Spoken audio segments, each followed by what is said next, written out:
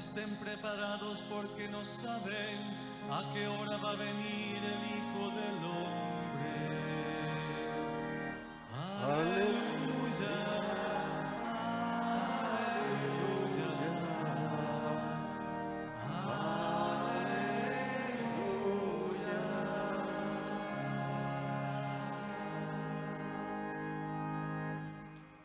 El Señor está con ustedes.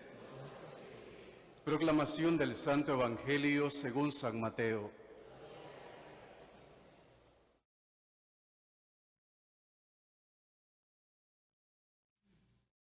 En aquel tiempo, Jesús dijo a sus discípulos: velen y estén siempre preparados, porque no saben qué día va a venir su Señor.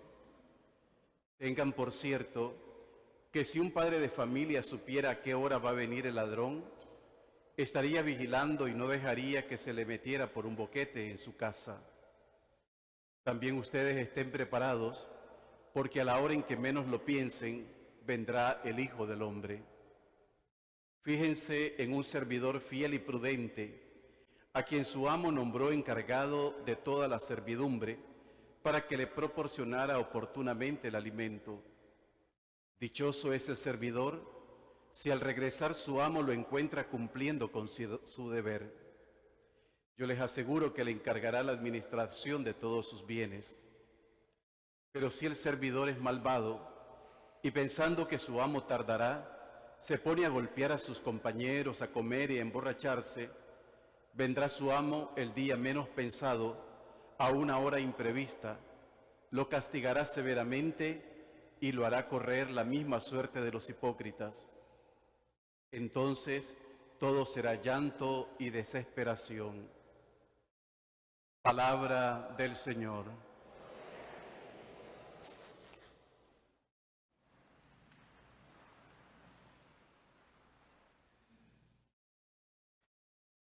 Buenas tardes, queridos hermanos y hermanas.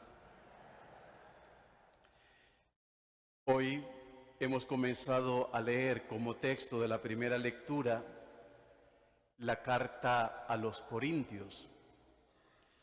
Y aun cuando esto no sea una clase de Biblia, es importante tener el conocimiento religioso, sobre todo de ese libro tan importante que nosotros llamamos Sagrada Escritura.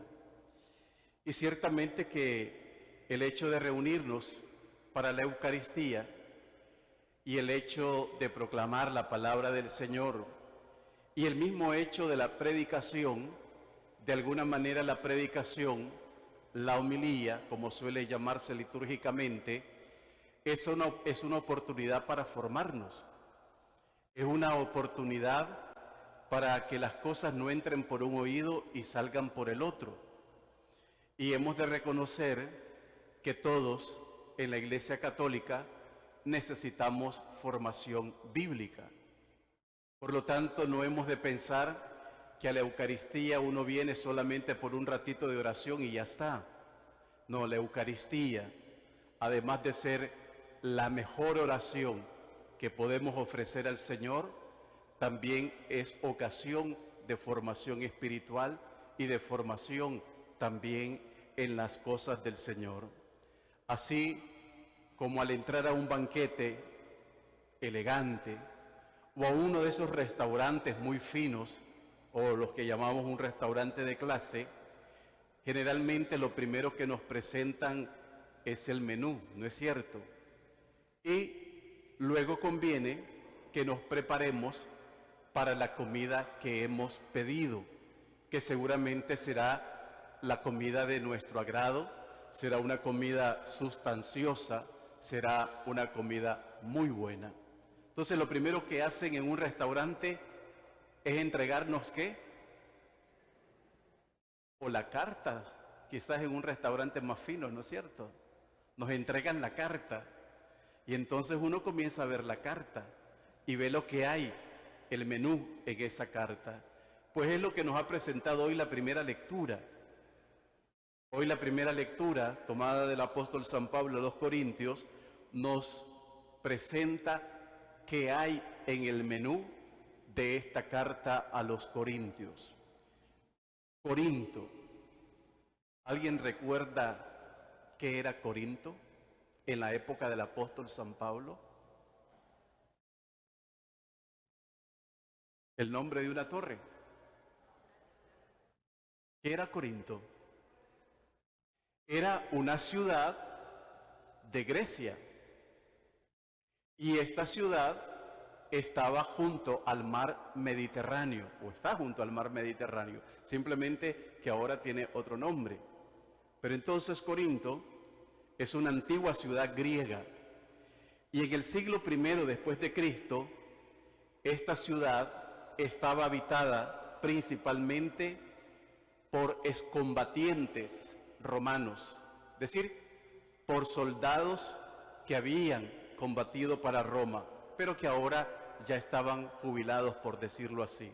Entonces Corinto estaba compuesta por excombatientes romanos, pero también en esta ciudad habían también esclavos, pero esclavos que habían sido ya libertados, es decir, tenían su libertad. Antiguos esclavos libertados, y estos esclavos procedían de Italia.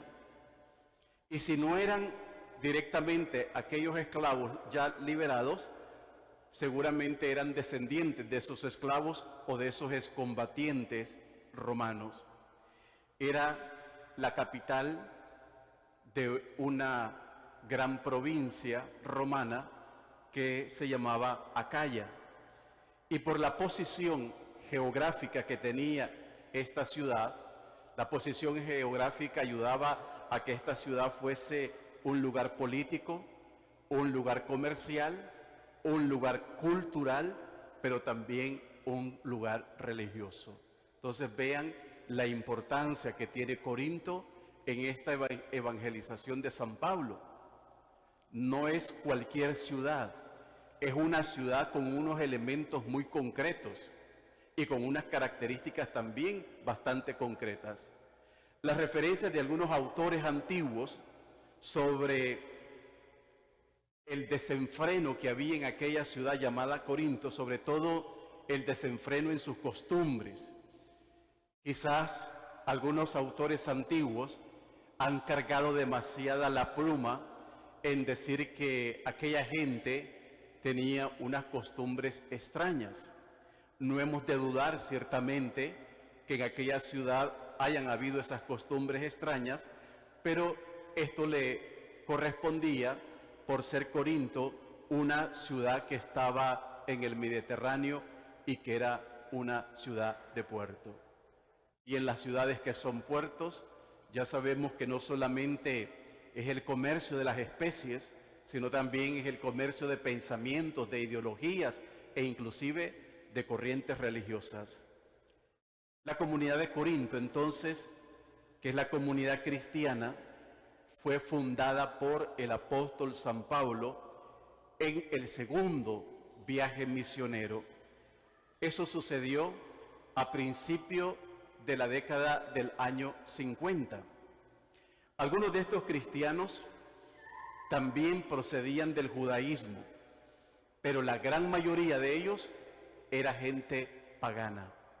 Estamos hablando ya no de la ciudad como tal, sino de la comunidad cristiana.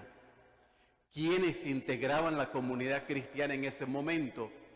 Algunos que habían venido del judaísmo y que se habían convertido al cristianismo.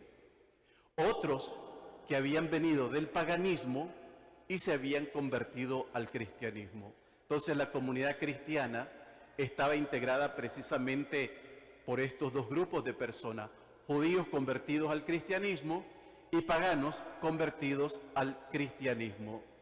Y hemos de recordar que aunque San Pablo permaneció ahí solamente año y medio, en realidad en ese tiempo San Pablo pudo poner los fundamentos de la fe en esa comunidad cristiana. Más adelante, y cuando se fue San Pablo de Corinto, vinieron otros maestros a la evangelización, y el mismo San Pablo recuerda entre ellos a Apolo. Recuerden que en Corinto algunos cristianos de esa comunidad se habían inclusive hasta dividido, se habían separado diciendo nosotros somos de Pablo, aquellos son de Apolo, y había una gran dificultad. La actividad de algunos de los maestros venidos posteriormente fue ocasión, como les decía, de divisiones y de grupos en la comunidad. Por otra parte, la comunidad de Corinto era una comunidad muy carismática, es decir, era una comunidad en donde había muchos dones. Existió en esa comunidad, por ejemplo, el don de lenguas, el don de sanación, el don de profecía. Era una comunidad ricamente bendecida por los dones, pero fue una comunidad que no supo manejar muy bien los dones. Y entonces ahí aparecieron también grandes dificultades y grandes divisiones. En este sentido, esa intensa labor carismática de la comunidad logró de alguna manera desarrollar la propia comunidad, pero también se desarrolló un grupo que se creían los sabios, un grupo que se creían los conocedores de la ley y de la palabra de Dios. Además de todo eso, había una situación que era el pasado de estos paganos que ahora eran cristianos.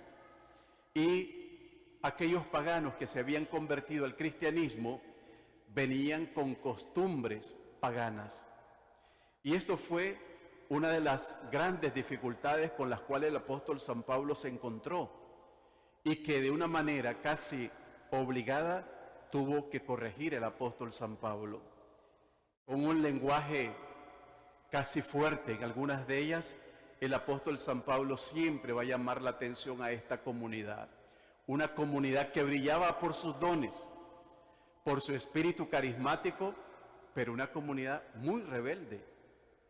Una comunidad a la cual el apóstol San Pablo tuvo que cantarle muy bien las cosas y le tuvo que decir al pan pan y al vino vino. Era una comunidad, como les decía, que por su origen era muy diversa y muy difícil.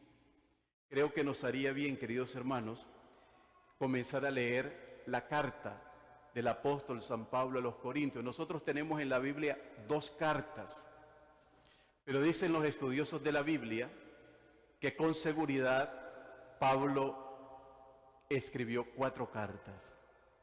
Lo único que la Iglesia intentó de todas esas cartas que escribió San Pablo a esta comunidad, pues ir elaborando un mensaje más concreto y más sólido, y entonces después de la revisión de esas 4 cartas, la Iglesia estableció estas 2 que nosotros tenemos en la Biblia, la cual llamamos primera carta a los Corintios y segunda carta a los Corintios. La invitación de hoy, pues entonces, es acercarnos a estas cartas. Son el fundamento de la fe cristiana. Como les decía, fue una comunidad que le dio mucho dolor de cabeza a Pablo, pero gracias a Dios por esos dolores de cabeza, porque por esos dolores de cabeza San Pablo pudo poner muy claro los fundamentos de la fe. Y esto nosotros le damos gracias porque a partir de esas situaciones nosotros ahora tenemos en estas 2 cartas textos hermosísimos que nos hablan, por ejemplo, de la gracia. Textos hermosísimos que nos hablan acerca de la redención. Textos hermosísimos que nos hablan, por ejemplo, del amor cristiano.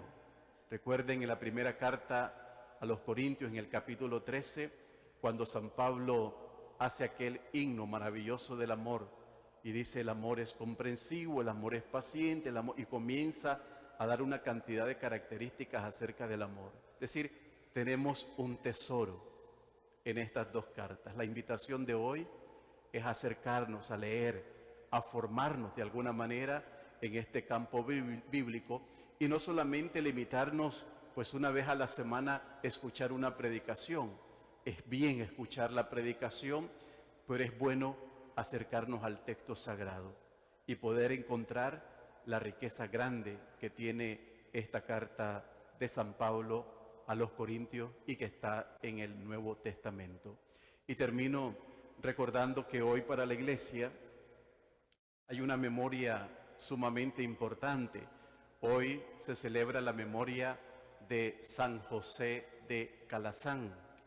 Quizás el nombre no suena mucho porque no lo conocemos mucho por estas regiones.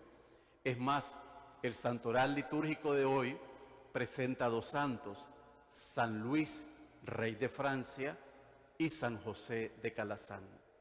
¿Qué podemos aprender de este santo, José de Calazán?